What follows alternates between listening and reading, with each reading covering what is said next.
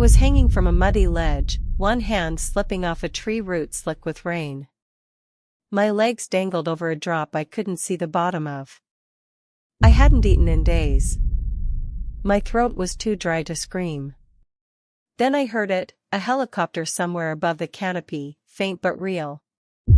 And in that moment, with the jungle trying to pull me under, I told myself one thing: I am not dying out here.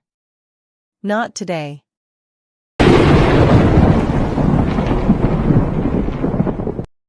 My name is Amanda. When this happened, I lived on Maui, in the lush, rainy upcountry. People imagine Hawaii as beaches and cocktails and sunsets, and they're not wrong. But where I lived, the heart of the island was green and wild and alive: tall eucalyptus, tangled guava trees, red dirt trails that stained your shoes for days. The forest was my place. I worked as a physical therapist and a yoga instructor, but the jungle was where I went to breathe. To reset. To talk to myself and actually hear the answers. That morning, it was just supposed to be a quick hike. I slipped on my running shoes, the same ones I wore all the time, grabbed an old backpack, tossed in a small bottle of water and a few snacks, and told my boyfriend, "I'm going to Kahakapeo, just a little loop. I'll be back in a couple of hours." He asked, "Phone?" I waved it off. I don't need it. I just want to unplug. It's the usual trail, you know. No big expedition. No gear check. No GPS. I knew that forest. I'd been on that trail more times than I could count. It felt familiar in the way your own street feels familiar. I remember how normal everything was: the click of the car door, the hum of the engine, the way the air turned cooler as I drove uphill. I parked in the same lot, saw the same trees, smelled the same wet earth. Nothing in me felt like this was the last time I'd see that car for over 2 weeks. I tightened my ponytail, slung the backpack over one shoulder and stepped onto the trail, thinking about nothing deeper than my breathing and what I'd make for dinner later.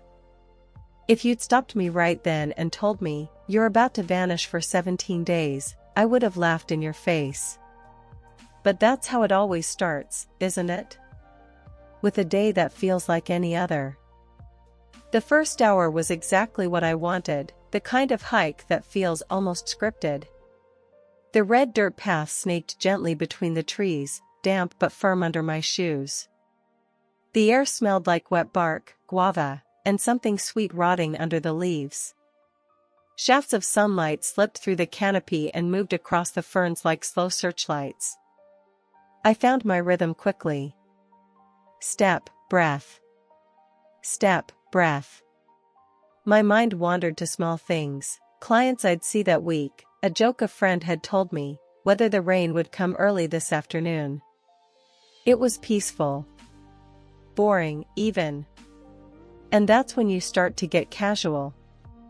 At some point, I decided I wanted to find a quieter spot off the main trail, somewhere to sit and meditate without hearing other hikers. I'd done that before: step off for a minute, find a log, close my eyes, breathe. So when I saw a little opening between the trees, a softer patch of ground, a hint of a game trail, I told myself, just a few meters. I'll still see the path. I'll be right back. I stepped off the trail. The ground changed immediately. The neat, packed dirt became a slick weave of roots and leaves. My shoe slid a little, but I caught myself on a trunk and laughed under my breath. Okay, careful. The forest closed in around me. Branches brushed my shoulders. Little gnats floated in shafts of light. Birds called somewhere above, sharp and bright. I walked maybe 20-30 meters. Found a small clearing where the sound of the main trail faded. I sat down on a mossy root, closed my eyes, and breathed. Inhale. Exhale. Listen. The jungle doesn't sound like silence. It's layered: wind, insects, distant water, things buzzing and moving that you never see. To me, that noise was comforting. I don't know how long I sat there. 10 minutes. Maybe 20. Long enough to feel my shoulders drop, my thoughts slow down. Then I stood up, brushed dirt off my shorts, turned around, and tried to walk back to the trail. Except it wasn't there. At first, I didn't panic. Why would I? I was hardly off the main path. I'd been in this forest dozens of times. I walked back in the direction I thought I'd come from, expecting to see the red dirt cutting neatly between the trees. But there was no red. Just more green. Okay, I muttered, half laughing, you probably turned a little left without noticing. I angled right, stepping over a fallen branch. No trail. I turned more, tracing what felt like a half circle. Still nothing. Everywhere I looked, the ground was the same: leaf litter, roots, rocks, patches of muddy soil. The trees all looked related, like siblings trying to confuse me. Alright, this is dumb, I said out loud, trying to keep my voice light. You just got turned around. Take a breath. I tried to retrace my own footprints, but there were none. The ground here didn't hold prints for long. A few dropped leaves, a little drizzle, and any trace of my path was gone. I picked a direction and walked, slower now, scanning for any sign of human passage: a cut branch, a footprint, a candy wrapper, anything. Nothing. The forest felt closer than it had 15 minutes before. The air thicker. The trees taller. The light flatter. A thin thread of unease slid into my chest. I stopped, turned full circle, looking up through the canopy, trying to use the sun as a compass. But even the light was deceptive, broken into shards by the leaves. Hello? I called, more out of habit than hope. My voice didn't echo. It just dissolved into the undergrowth, like the forest swallowed it. That was the first moment I let myself say the word in my head: lost. Not out loud. Not yet. But the syllable was there, pressing at the back of my tongue. I forced myself to think logically. Okay, Amanda. You're not in a movie. You didn't teleport. The trail is close. You just need a system. So I picked a tree as a reference point, faced what I decided was forward, and started walking in as straight a line as I could manage. I looked back every few steps to fix the image of the tree line behind me, making a mental snapshot. If I didn't find anything, I'd turn around and follow that snapshot back. It worked for maybe 5 minutes. Then the terrain started to change. The ground sloped downward. Roots jutted out at weird angles. I had to grab onto branches to keep from sliding. Thick vines snagged my ankles and wrists. The further I went, the harder it became to maintain that imaginary straight line. Part of me whispered, stop. Go back. Climb uphill, not down. Up is safer. Up is closer to the trail. Another part of me answered, just a little further. There might be a clearer area up ahead. You don't want to waste all this effort for nothing. That second voice won. I kept pushing forward, lungs working harder now, heart rate climbing not just from exertion but from the feeling that I was walking deeper into something I didn't fully understand. At some point I realized I couldn't hear any sounds of other people. No voices, no footsteps, no car doors slamming in the distance. Just water and wind. I stopped and checked my watch. I'd been gone longer than I thought. My couple of hours window was shrinking. A thought jabbed me, he's going to worry. He's going to look at the time and feel that first little pinch of concern.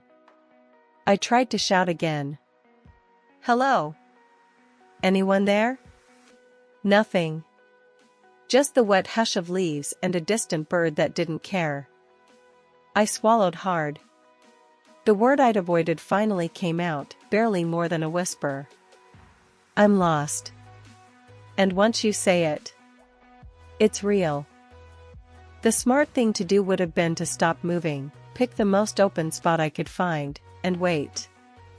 To make myself visible, conserve energy, trust that search teams would come. But fear doesn't like smart plans. Fear wants motion. I told myself I was working the problem. That standing still felt like giving up, and I wasn't ready to do that. I decided to try and find running water. I could hear it faintly sometimes, like a ghost of a sound beneath the wind and insects. Water meant a few things, drinking, of course. But in my head it also meant people. Rivers lead somewhere. Streams join other streams that eventually hit roads, bridges, maybe even houses. So I listened. I closed my eyes and turned slowly until the sound of water was clearest, then headed that way. The going was brutal. I slipped on hidden roots and slammed my knee into a rock. I ducked under low branches that whipped back and snapped against my neck. At one point I stepped on a patch of mud and my whole foot disappeared up to the ankle. I yanked it out, leaving my shoe behind for a second, heart racing until I dug it out with both hands. Come on, I muttered, half to my shoe, half to myself. Finally, I reached a small stream. It wasn't wide, but it was moving, clear over smooth stones.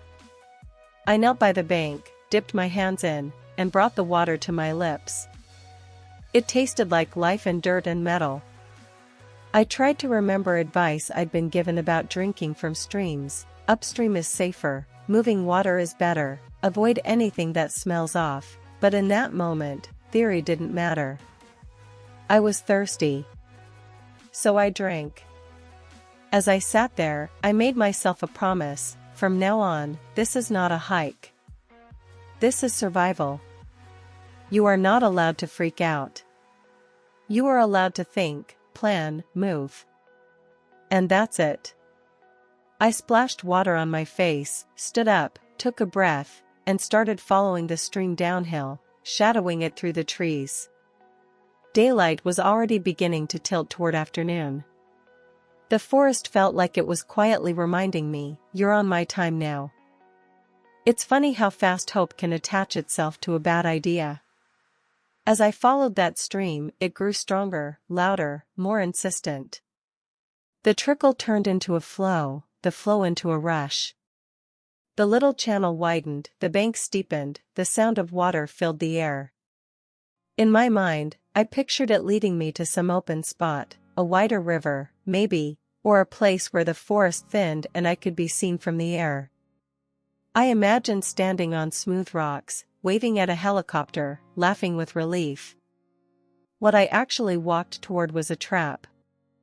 The stream narrowed suddenly, funneled between dark, moss-covered boulders. The sound ahead changed into a low roar. I knew that sound from other hikes on other parts of the island. A waterfall. I slowed down and edged forward, hands out, sliding my feet carefully over the slick rock, feeling for the edge before it found me. When I finally saw over the lip, my stomach dropped. The water hurled itself into open space, crashing into a pool far below. White spray exploded upward. The walls of the gorge were sheer, slick with algae and moss.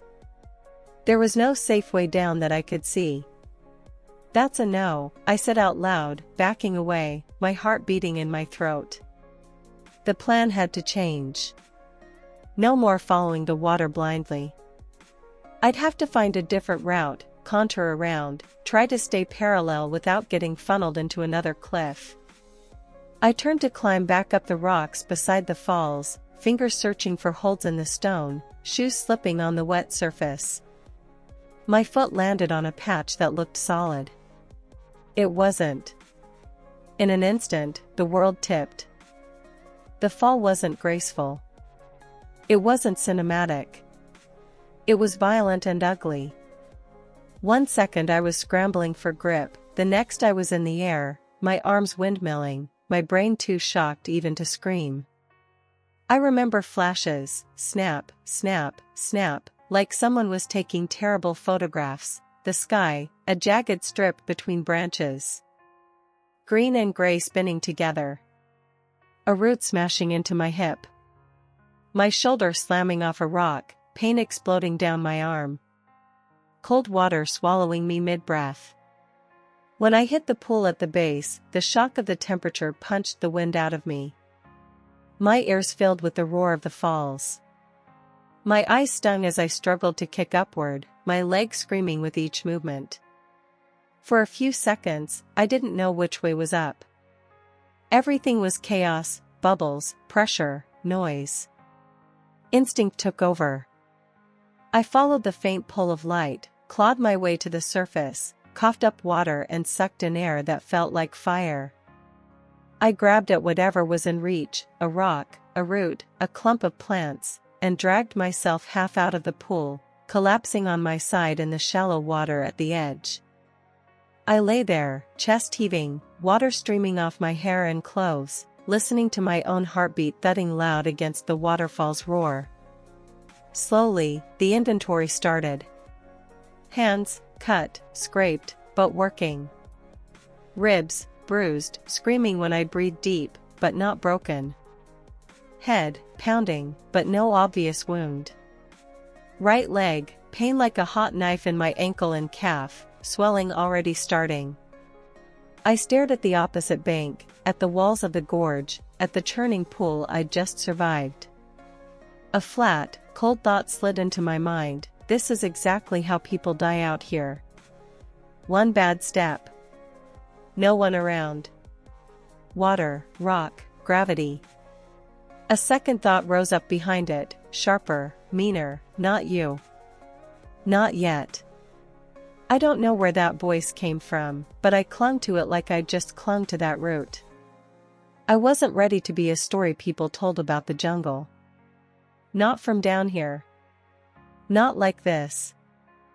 Getting out of that gorge felt like climbing out of a grave someone had already started to fill in. Every movement hurt. My leg was stiff and tender, every time I put weight on it, white sparks shot up my thigh. My hands left little bloody smears on the rocks where I grabbed for balance. I couldn't go back the way I'd come, that path was now a waterfall and a series of slick death traps. So I picked the least vertical-looking direction and started hauling myself up the slope, using roots and small trees like a ladder. I slipped. A lot. Each time, I had to bite down on a scream, not wanting to waste breath. Mud collected under my fingernails. Ants swarmed over my wrists when I grabbed the wrong branch. At one point I pulled on what I thought was a solid stem and it snapped clean off, sending me skidding backward a few feet, my injured leg taking the hit. By the time I reached something like level ground, I was shaking with exhaustion. I found a cluster of big ferns and sat heavily beneath them, back against a trunk, chest rising and falling in ragged bursts. My brain kept trying to drift into useless places. Why didn't you bring your phone? Why didn't you tell someone exactly when you'd be back? Why did you step off the trail? Guilt is an anchor. It drags you backward when you most need to move forward. I forced myself to shove those thoughts aside. Okay, I whispered, my voice barely audible over the buzz of insects. New rules. You don't get to beat yourself up right now. You can hate your decisions later. Right now you only get to think about what helps you live. So I went practical. I checked my backpack. The snacks I'd packed were gone, lost somewhere in the fall. My one bottle of water was half full, but I still had the stream nearby and the knowledge that drinking from it hadn't killed me yet. I wrung out my shirt, twisted water out of my hair, rubbed my arms to generate a little heat. The sun was dropping, the forest was getting darker. I knew I needed shelter for the night. Somewhere not directly in a drainage path, not under a dead branch that could fall, not on completely bare rock where cold would leach into my bones. I found a slight rise in the ground, just enough to keep me out of the worst of any runoff, and built a nest out of leaves and ferns. It wasn't comfortable. It wasn't warm. But it was something. As I curled up, hugging my throbbing leg, listening to the chorus of frogs and insects rising around me, I gave myself one more order: tomorrow, you move with intention. No more wandering. You pick a direction, you watch the sun, you track the water. You turn this from being lost into finding your way out. Then the night swallowed me, and I fell into a shallow, broken sleep full of rain and falling dreams. When the first light seeped into the forest, I was already awake. I don't think I really slept that night. I drifted in and out, jerked awake by cramps in my leg, by the sound of something moving just out of sight, by the cold creeping into my spine from the ground. My clothes were stiff with dried mud. My hair was a wild mess. My skin itched everywhere, bites, scratches, salt. I sat up slowly, wincing, and listened. The waterfall's roar was distant now, muffled by trees and terrain. Above that, birds calling. Below it all, the steady murmur of water somewhere nearby. I took small sips from my bottle, just enough to wet my mouth, then refilled it from a trickle running over rocks, using my shirt again as a half-hearted filter. Food was already a problem. I had nothing left of what I brought, and I wasn't about to start chewing on random plants without at least some idea they weren't poisonous. I stuck to what I recognized: a few wild strawberry guava fruits, some tiny edible berries I'd seen locals pick before. It wasn't enough. My stomach complained loudly anyway. Too bad, I told it. You'll get what you get. I checked the sky through gaps in the canopy. The sun was still low but climbing.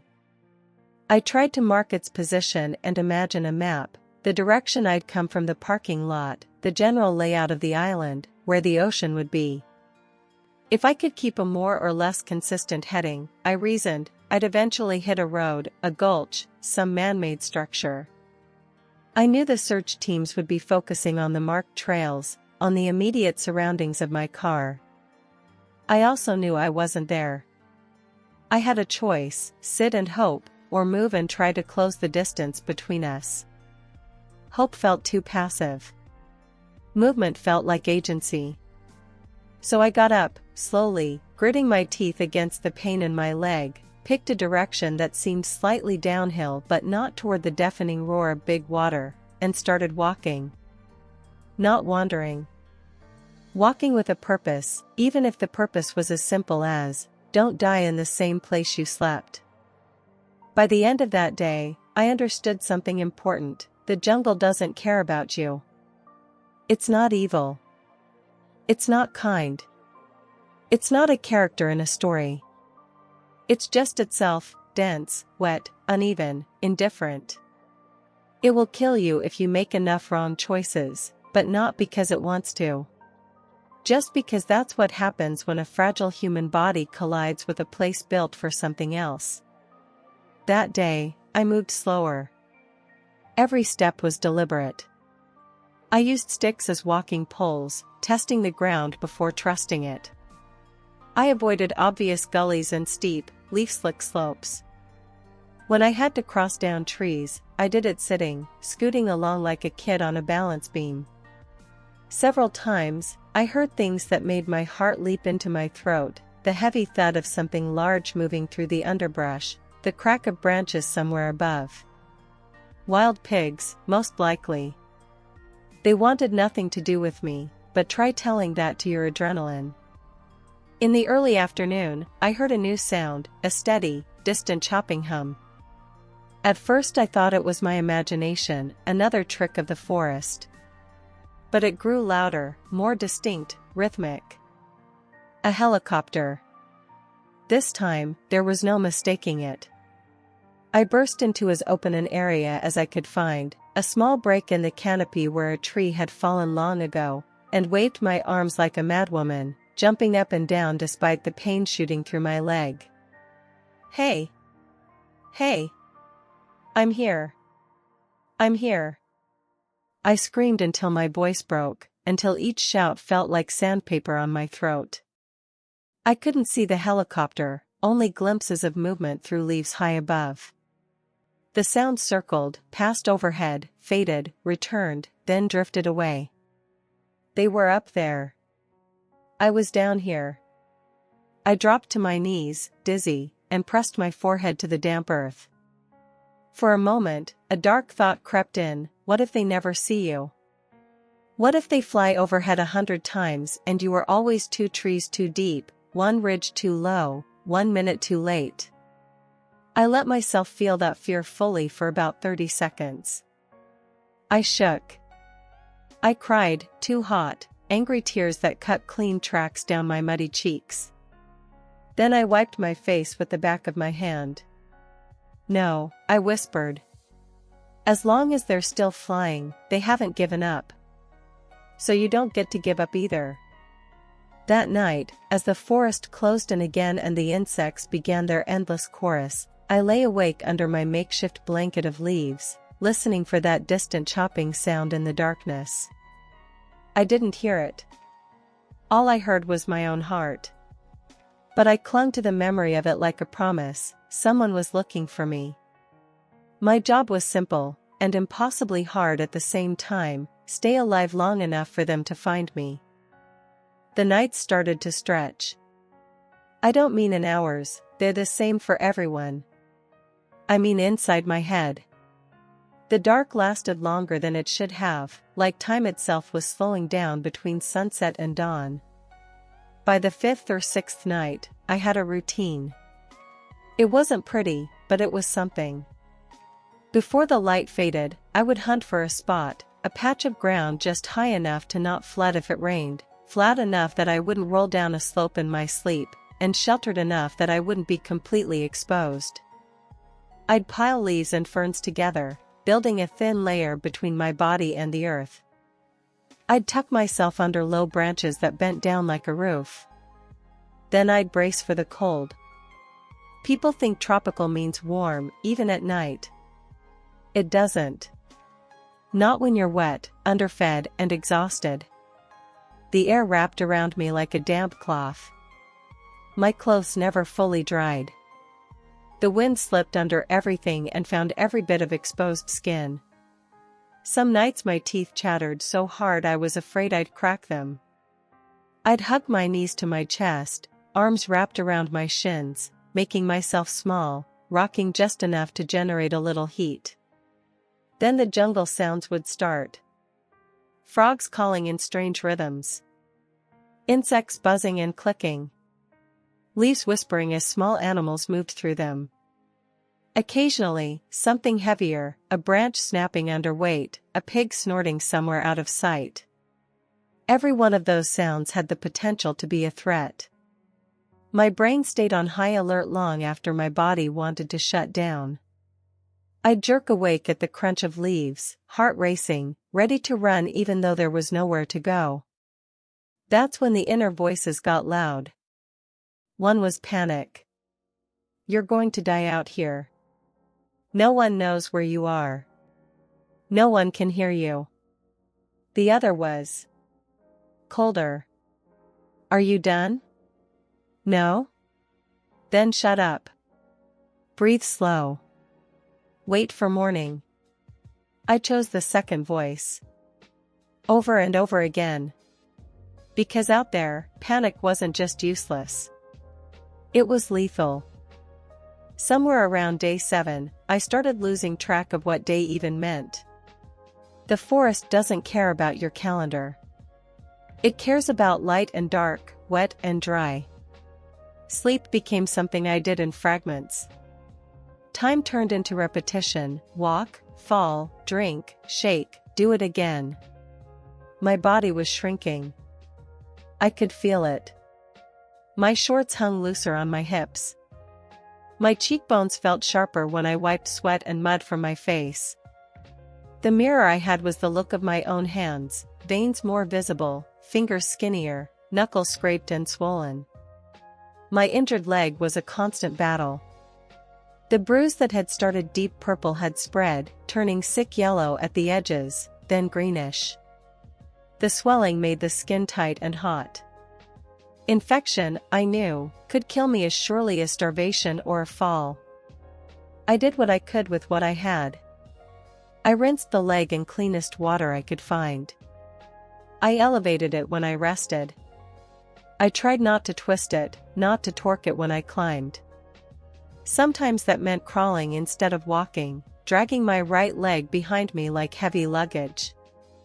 Every day, my world shrank a little bit more. In my old life, my thoughts would bounce across 100 things: work, relationships, errands, plans. Out here, they narrowed to a list: water, shelter, don't fall, don't stop, listen for helicopters. And under it all, a quiet, stubborn line: someone is looking for you. Don't make it easy for this place to win. I talked to myself a lot. Out loud. Not in complete conversations at first, just small orders, little encouragements. Stand up. Just one more hill. Okay, now rest. Good job. It sounds silly now, but it kept me from splitting apart. I wasn't Amanda the missing woman out there. I was just a body and a mind trying to stay on the same side. The hallucinations didn't arrive like a switch being flipped. They eased in, almost politely, and then refused to leave. At first it was just sounds. I'd hear my name, clear as day, in a voice I knew. My boyfriend's voice. My dad's voice. My mom's voice, which didn't even make sense, because she was gone long before this. Amanda.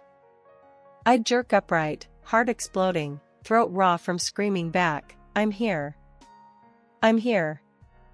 Then the echo would fade, and all that was left was the wind in the branches and the trickle of water. I started doubting my own senses. Was that a helicopter? Or just leaves vibrating in the gusts? Were those human footsteps? Or my own, echoing off rock walls? On what I think was around the 10th day, I saw her. I was lying back against a tree, my legs stretched out, my head foggy from dehydration, when I looked up and saw my mother walking between the trunks toward me. She looked exactly how I remembered her before she got sick. Wearing jeans, that one blue shirt she loved. Smiling. Calm. A kind of light around her that didn't match the dimness under the canopy. She stopped a few meters away and tilted her head. You're not done, she said. Get up. I blinked hard. She was gone. My throat tightened. Tears burned my eyes. The rational part of my brain whispered, that wasn't real. That was your mind throwing you something you needed to hear in the voice you'd listen to. The rest of me didn't care. Okay, I croaked. Okay. I'll get up. And I did. I used the tree to haul myself upright, gritting my teeth as my legs screamed, and I walked. People like to make hallucinations mystical. For me, they were just survival dressed up in familiar faces. At some point, the search moved from simple to desperate, though I only know that from what I was told later. On the mountain, all I knew was this: the helicopters kept coming and going, and then one day, I heard something different. A higher-pitched whine, a mechanical buzzing that didn't match any natural sound I'd heard before. I was inching my way along a narrow slope, using roots as handholds and leaning my weight to the inside so I wouldn't tumble, when the sound drifted down through the leaves. I froze. It got louder, closer, like a huge wasp but smoother, more controlled. A drone.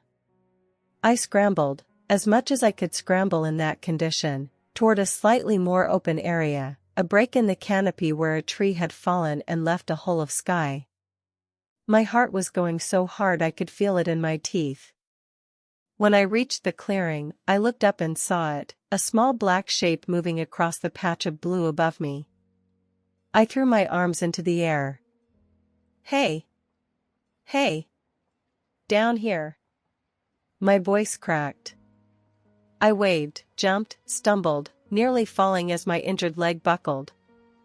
For a brief, beautiful second, it felt like the drone hesitated. Then it kept going. Smooth. Unbothered. "No, no, no, no," I pleaded, watching it shrink to a dot. It didn't turn back. All the air went out of me. I dropped to my knees, fingers digging into the dirt. I sobbed, loud, ugly, shaking sobs that tore through my already ruined throat. That small piece of tech had become, in my mind, my last, best shot, and I'd watched it slide away like a boat drifting from a drowning swimmer. But even in that collapse, another voice surfaced, the same one that had told me not yet after the fall. If there's a drone, that means they're still searching. If they're still searching, there's a chance. Your job is the same as yesterday, stay alive. Everything else is noise. I wiped my face hard with dirty hands, smearing tears and mud. "Fine," I sniffed, hoarse. "Then I stay alive. You hear that? I stay."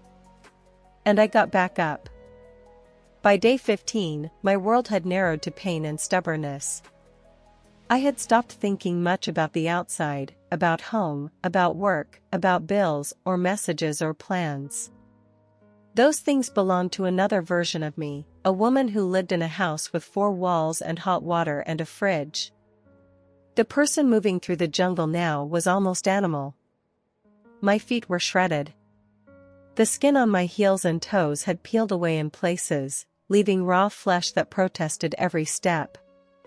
My shoes, never meant for this kind of abuse, were barely holding together. My nails were cracked and dirty. My skin was a patchwork of bites, scratches, bruises, and sunburn where the light actually reached me. My leg. I don't have a poetic phrase for what my leg felt like. It hurt. That's all. A deep, throbbing hurt that pulsed with my heartbeat, edged with sharp stabs when I stepped wrong. Hunger became a dull, constant ache, but thirst was sharp, immediate. I'd learned to read the land just enough to find water, to follow the sound, to look for certain plants that only grew near moisture, to dig shallowly in dry stream beds and sometimes find damp sand underneath. Every time I drank, I felt a small spark of life flicker back on. Every time I stood up again afterward, I felt it flicker away a little. My thoughts shrank to commands. One more ridge. Don't go down that gully, it's a trap. Watch your hands, that's a thorn. Rest in the shade, not in full sun. I knew, in a quiet, distant part of my mind, that my family was out there hurting. That my name was being said on news broadcasts. That people who had never met me were looking at my photo and wondering if I'd be found alive. That knowledge didn't comfort me or scare me. It just existed.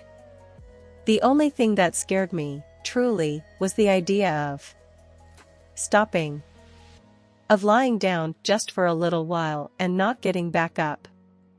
So I made myself a promise: you are allowed to rest. You are not allowed to quit. Those are not the same thing, and the difference kept me moving. On what I later learned was day 16, my body reached its hard limit. I woke up and everything felt distant. My own limbs seemed a few inches too far away from where they should be.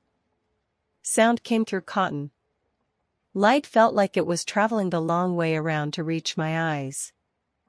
I tried to stand, and my legs did nothing.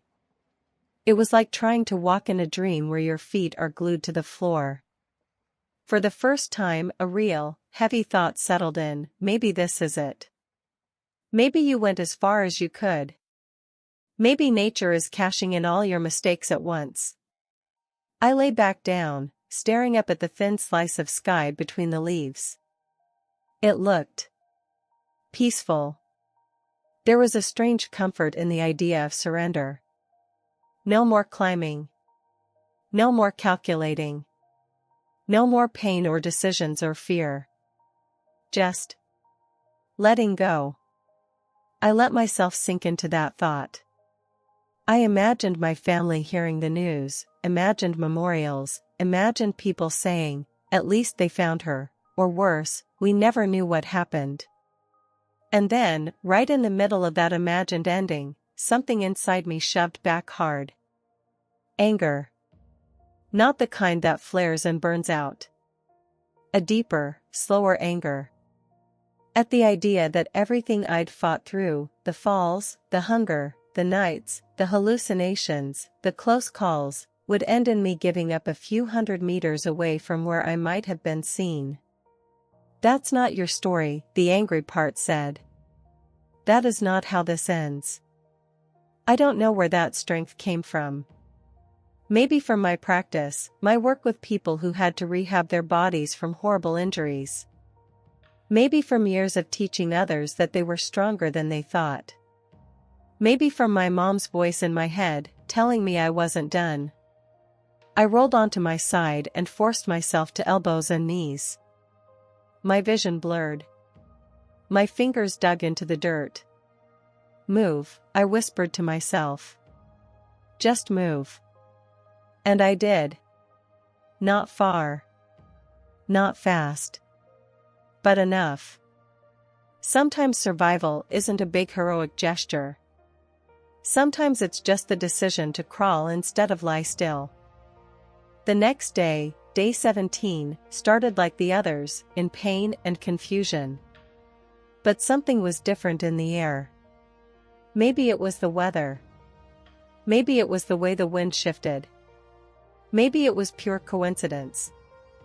All I know is that on that day, my stubborn crawling finally intersected with someone else's determination to find me.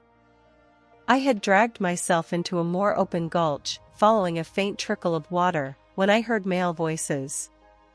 Not echoes. Not memories. Real voices. At first I thought I was hallucinating again. I froze, listening. Branches cracking. Rocks clattering under boots. The low murmur of people concentrating, breathing harder as they moved down steep terrain. Then, clear as anything, "Check down there. Yeah, watch your step. Rescuers." I tried to shout, but what came out was a dry croak. My throat felt like sandpaper. Panic flared, not of dying, but of being this close and still not being heard. I scrabbled at the dirt, pulled myself toward the sound, every movement sending lightning through my leg. "Hey!" It came out like a broken whisper. "Hey! I'm here." For a terrifying second, the voices kept moving, oblivious. Then one of them said, "Closer now, wait. Did you hear that?" Another pause. Footsteps shifting. "Hello?" Adrenaline exploded through me, jolting me more awake than I'd been in days. "Down here!" I screamed, and this time it was a real scream, ripped straight from my chest. "Down here! Amanda! I'm Amanda!" There was a crash of leaves and a shower of dirt as someone slid down the slope toward me. A face appeared above me, helmet, harness, sun-reddened skin, eyes wide with disbelief. "Oh my God," he breathed. "We've got her. We've got her." I started crying before I even knew I was crying. My whole body shook with it. Relief, shock, exhaustion, it all came out at once. He knelt beside me, gently touching my shoulder, probably checking if anything obvious was broken. "You're okay," he said. "You're okay now. We're here. We've got you." I wanted to tell him everything, how long it had been, how many times I thought I was going to die, how grateful I was that he existed. All that came out was a hoarse, "Thank you." The others made their way down, moving carefully, talking into radios, calling out coordinates. I heard snatches of their words, 17 days. Still alive. Can you believe this? I closed my eyes for a moment, letting their voices wash over me. For the first time since I stepped off the trail, I wasn't alone. Getting out of the jungle wasn't as simple as just standing up and walking away. I couldn't walk.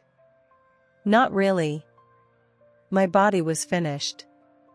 The rescuer set up a harness, carefully lifting me, strapping me into a sling designed for exactly this kind of extraction.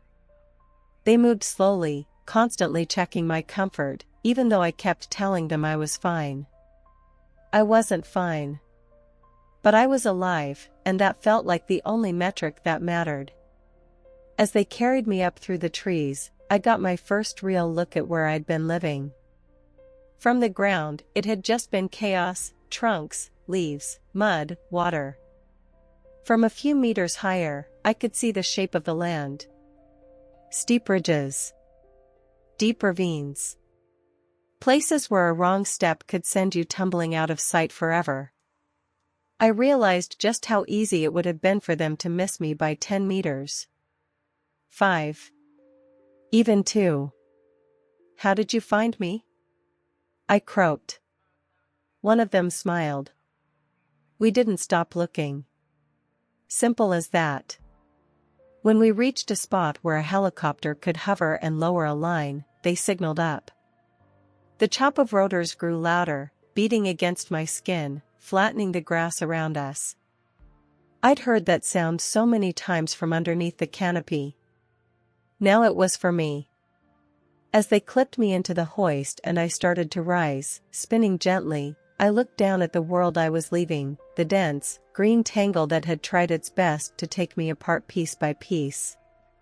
From up there, it looked almost soft. Beautiful, even. It struck me then how strange survival is. The same place that nearly killed me was also the place that taught me exactly how much I wanted to live. The helicopter door opened above me, hands reaching out, voices yelling over the noise. They pulled me in, laid me on the floor, strapped me down. One of the crew leaned close, his face swimming in and out of focus. "You're safe now," he yelled. "We're taking you home." Home. I clung to that word like I had clung to roots and rocks. The hospital was another kind of jungle, bright, sterile, noisy in different ways. Fluorescent lights instead of sunlight shafts. Beeping monitors instead of birds. The rustle of scrubs instead of leaves. The smell of antiseptic instead of damp earth. They cut off what was left of my clothes, hooked me up to IVs, checked my vitals, took blood. The scale told part of the story, more than 15 pounds gone in a little over 2 weeks. My leg was examined, prodded, scanned. There were no broken bones, which felt like a miracle, but the soft tissue damage and infection were bad enough. I drifted in and out as doctors and nurses moved around me. Every time I surfaced, someone was doing something kind. Offering ice chips. Adjusting blankets. Speaking softly, as if they didn't want to startle a wild animal. Then the door opened, and my boyfriend walked in. For a second, we just stared at each other. He looked older. Tired in a way that had nothing to do with sleep. His eyes were red-rimmed, his face drawn tight with days of worry. "You're really here," he said, like he had to convince himself.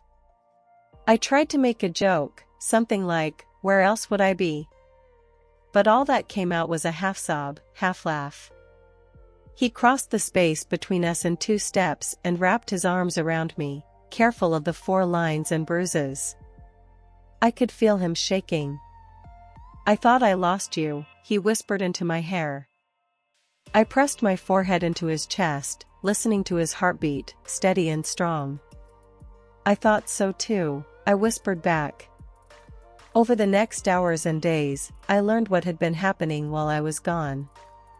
How quickly people had mobilized. How hundreds of volunteers from all over the island had organized search parties, donated food, hiked for hours every day, combing the forest. How social media had exploded with my photo. How strangers had prayed for me, meditated for me, shouted my name into that jungle. I'd felt so alone out there. But I'd never really been alone. I just hadn't heard all the voices calling for me from outside the trees. People love happy endings. They like clean lines, lost, found, safe, roll credits. Real life isn't that tidy. Surviving the jungle was only the first part of my story. Learning to live with what happened, that was the long, slow second act. For a while, I couldn't walk into a patch of trees without my heart racing. The sound of heavy rain on the roof at night would snap me back to those soaked, shivering hours under branches. A helicopter overhead could make my chest ache with a mix of gratitude and panic. But healing, like getting lost, doesn't happen all at once. It happens step by step. I did the physical work, rehab for my leg, building my strength back up, gaining weight so my body could trust that food wasn't scarce anymore. I did the emotional work too, therapy, journaling, talking about what happened instead of letting it calcify into something unnamed and heavy. Most importantly, I made a choice. I was not going to let those 17 days define me as the victim. I was going to let them refine me into someone who understood her own strength. So I started sharing my story. Not because I wanted attention, but because I knew there were lessons in it, about intuition, preparation, survival, and the quiet, fierce power of refusing to give up. I tell people now, you are stronger than you think. You can go longer than you believe you can. And sometimes, the bravest thing you'll ever do is refuse to lie down when everything in you is begging to quit. The jungle took a lot from me. But it also handed me something back, a clear, unshakable understanding of what my life is worth to me. When I close my eyes, I can still feel that root under my fingers on that muddy ledge, the void yawning beneath me, the sound of the helicopter somewhere above. I can still taste the fear. And I can still feel the decision I made in that moment. I'm not done. I wasn't then. I'm not now. And as long as I have breath, those 17 days will not just be the story of how I almost died. They'll be the story of how, every single day, I chose to live.